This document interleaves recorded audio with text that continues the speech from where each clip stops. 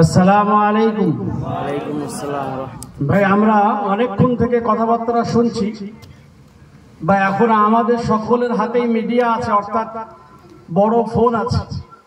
এর বদৌলতে আমরা ওয়াকফের বিস্তারিত আলোচনা জেনে নিচ্ছি। তবুও আমাদের এটা ইমানি এবং নৈতিক কর্তব্য যে আমরা নিজ নিজ দায়িত্ব, নিজে ইমানি তাকাজাই আমরা একটা এর প্রতিবাদ করব এবং করতে থাকবো ইনশাআল্লাহ। জি, কেন এই আইন নিয়ে বিতর্ক?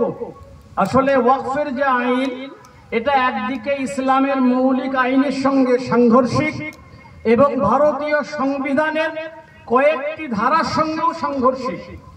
যে ধারাগুলি আর্টিকেল 25 এবং 28, যেখানে ধর্মীয় স্বাধীনতা ভারতীয় সংবিধান আমাদেরকে দিয়েছে, সেই স্বাধীনতা হরণ করা হচ্ছে। এছাড়া সমতা, সমান অধিকার ভারতীয় সংবিধানের 14 নম্বর মৌলিক আর্টিকেলে এটা দেওয়া হয়েছে।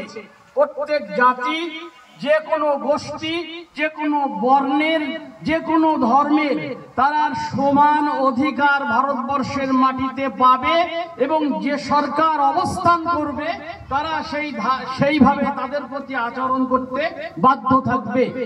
তো আমরা এই যে ওয়াকফের যে নতুন আইন আনা হয়েছে, এই আইনটাকে তো আর ওয়াকফ বলা যাচ্ছে না আপনার, এটা উম্মিদ, এর নাম হয়ে গেছে পাল্টিয়ে উম্মিদ।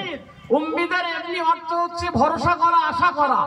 অর্থাৎ অন্যদিকে দেখতে গেলে ভরসা আশা কিছু নয়, এটা সরকারের প্রতি দয়ার প্রতি আমাদেরকে তাকিয়ে থাকতে হবে যে সরকার যদি আমাদের প্রতি দয়া করে তাহলে আমার বাপদাদার দিয়ে যাওয়া জায়গাগুলো, আমার ব্যবহৃত কবরস্থান এবং মসজিদগুলো আমি মসজিদ এবং কবরস্থান হিসাবে পাবো, তাহলে পাবো না।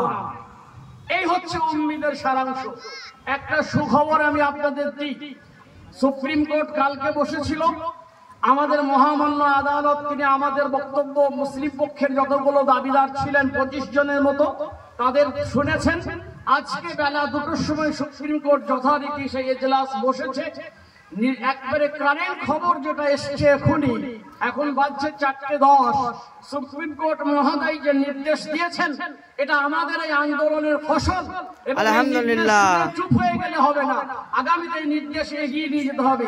সেটা এই সুপ্রিম কোর্ট মহোদয় এখনই বলেছেন 1995 সালের ওয়াকফের যে আইন নথিভুক্ত আছে, কোন রকম কোন সম্পত্তিতে না নিয়োগের ক্ষেত্রে, না তার সম্পত্তির রূপ বদলের ক্ষেত্রে কোন রকম পরিবর্তন করা যাবে না।